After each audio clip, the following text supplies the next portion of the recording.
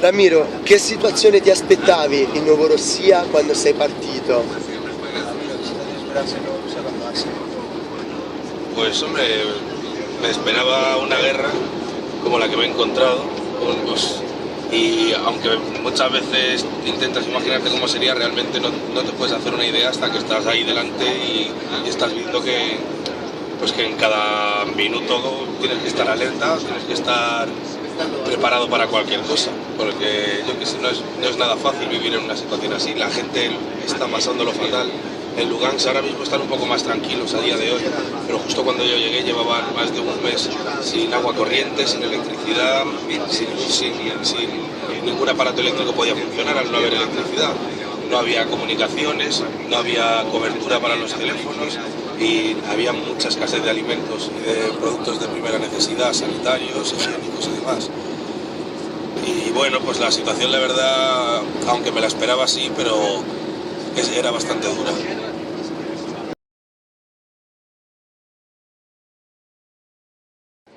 Ramiro, per quanto riguarda invece la situazione politica, cosa mi sai dire? Pues hombre, la situación política no es nada fácil, porque realmente uno lo que le gustaría encontrarse es que hay una politización muy fuerte, que hay, digamos, una organización verdaderamente socialista funcionando, organizando, pero realmente durante la guerra no hay momento para esas cosas.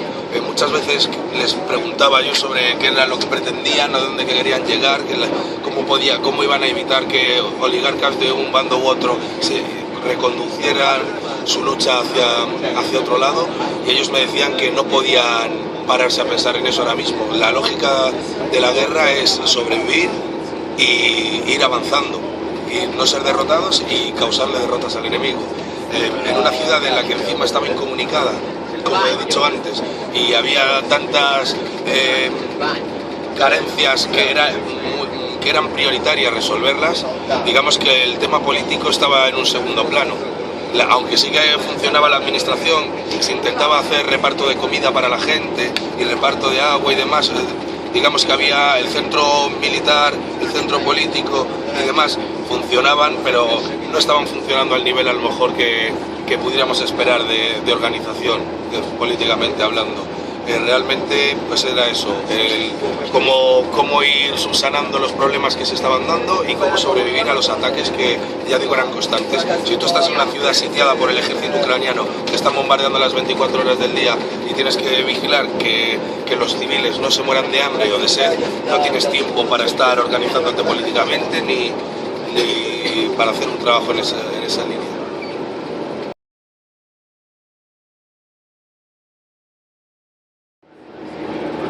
Qual è la causa di quello che è successo in Donbass? Quando è iniziato?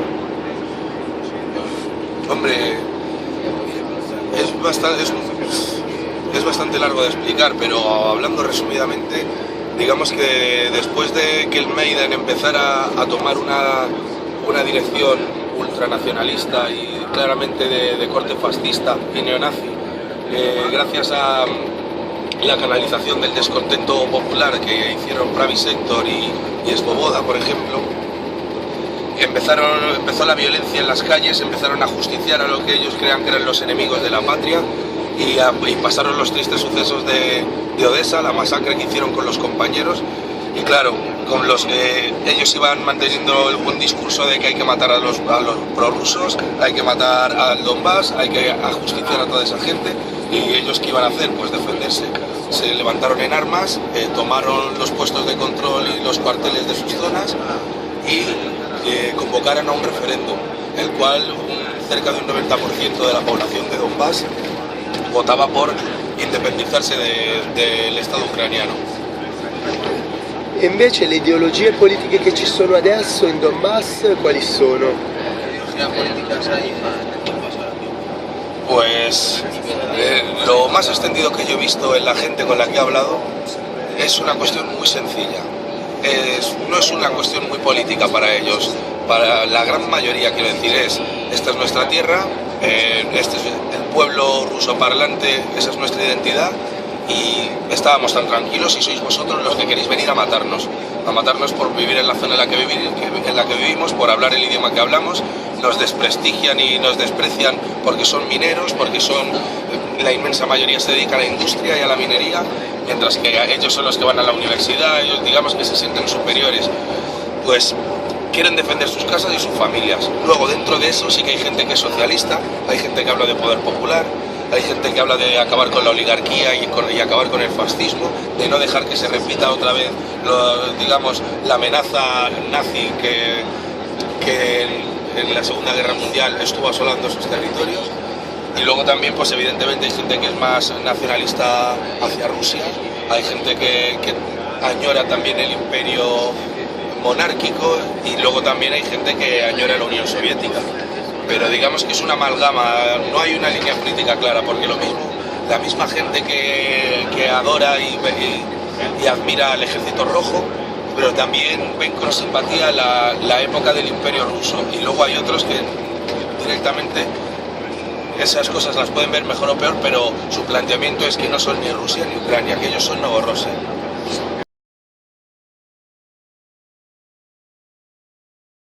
Nel tuo mese di esperienza a Lugansk, cosa ti è rimasto impresso di positivo?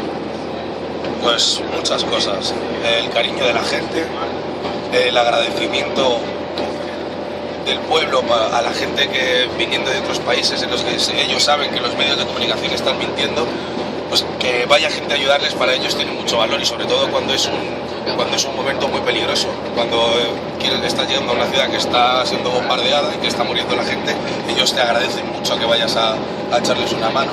Luego también, pues, una de las cosas que me han impresionado mucho es el valor que tiene la gente, porque hay mucha parte de los ciudadanos de Lugansk que abandonaron la ciudad cuando empezó todo, porque es normal, están bombardeando, están masacrando las casas de los civiles, y es normal que la gente quiera refugiarse, quiera alejarse del peligro, pero hay otros que no quieren perder, que quieren aguantar con dignidad defendiendo su casa.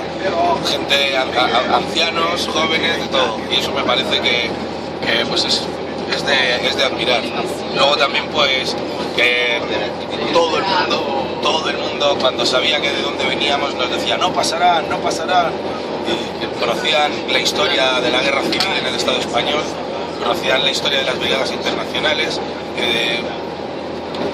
digamos que esas cosas también, que sepan de dónde vienes tú, que sepan parte de tu historia, pues evidentemente es muy positivo. Y luego, pues nada, me gusta mucho también los milicianos, lo humildes que son. No son gente, no son una fuerza armada que sean distantes, sino es el pueblo. Son los mismos vecinos, son los mismos familiares. Hay milicias en las que están luchando padres, hijos, tíos, la madre, están todos metidos ahí de una forma o de otra. El cariño que tiene el pueblo hacia sus milicianos, la consideración y el respeto que tienen para los que están defendiendo sus calles, pues digamos que contra el fuego enemigo. Pues esas son las cosas que más me han impresionado positivamente.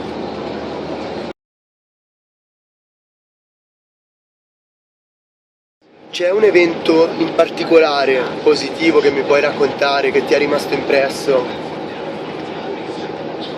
Pues podría decir, por un lado también decir que así en concreto había veces que venía gente a preguntarme de dónde venía y a qué venía, y que cuando les explicabas que venías a ayudarles y tal, se lanzaban a darte un abrazo con una fuerza como si fueras un pariente al que estuvieran esperando desde hacía mucho tiempo.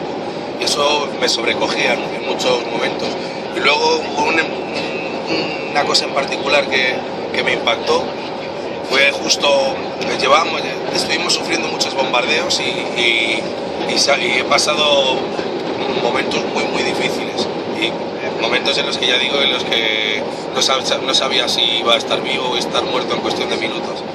Y hubo un día que nos pilló un bombardeo por sorpresa en una plaza, no estábamos refugiados en ningún sitio, y me costó mucho llegar hasta la zona segura, hasta la zona en la que me podía refugiar, mientras estaba envuelto entre explosiones, saltando, arrastrándome y oyendo la metralla silbando, y yo ahí ya llevaba mucho tiempo aguantando, esto ya era casi a finales de agosto, y tenía mucho miedo. O sea, yo ya decía, me he librado de un montón de bombardeos, no me he muerto, pero no puedo tener suerte todo constantemente. Digo, es que me voy a morir aquí. O sea, tenía claro que ya de ahí yo no iba a poder salir vivo. Y cuando logré llegar a rastras hasta la puerta donde estaba, ya me agarró un miliciano, me metió para adentro y me quedé sentado en el suelo abatido, pensando en mi madre cuando le dieran la noticia de que me habían matado o de lo que sea, y estaba hundido. Y un miliciano pasó a mi lado y me vio la cara que tenía de estar pues eso, triste y así, y se fue a por una guitarra y vino y empezó a cantar una canción en castellano, una canción que se llama Resistiré.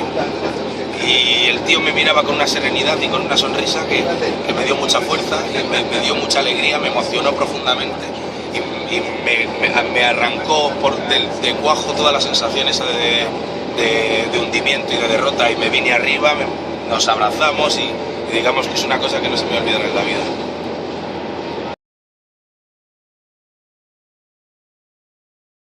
Invece Ramiro, cosa ti è rimasto impresso di cose negative nel mese che sei rimasto lì a Lugansk? Pues hombre, lo que más me ha impresionado negativamente es los muertos, es las víctimas de los bombardeos, porque he visto muchos ancianos que les había destrozado la metralla, y he visto charcos de sangre en los que estaban ellos, con bastones, con zapatillas de andar por casa, con una bolsa con tomates, con algo de comida. Eso es profundamente triste, aparte que es impactante el olor de la sangre, la brutalidad de la mutilación de las bombas que esos asesinos fascistas están arrojando contra la población civil. Y luego también otro anciano que me encontré unos días antes, le había visto y le vi tan desvalido y le vi tan pues sí, pues eso, tan desprotegido en mitad de una ciudad asolada por la guerra, y unos días después me lo encontré muerto, que le había alcanzado la metralla y también estaba por ahí. Pues eso también me impresionó mucho. Y luego también, por ejemplo, otra cosa que me ha impresionado, y justo me acaba de volver a impresionar ahora, ha sido que el día ese del bombardeo que el miliciano vino a cantarme, hubo una niña que estaba jugando con su madre en el patio de su casa, en una zona cercana, y la metralla le amputó una pierna, y a la madre también. Me acaban de decir cuando hemos entrado a Lugansk hace unos días que la niña finalmente murió.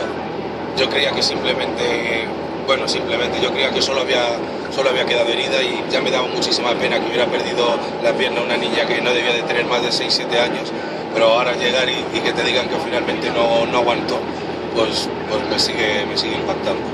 Pero ese es el pan nuestro de cada día, bueno, el pan de ellos de cada día en Lugansk. Han muerto muchos niños también en Donetsk, muchos ancianos, mucha gente, y todavía queda mucho.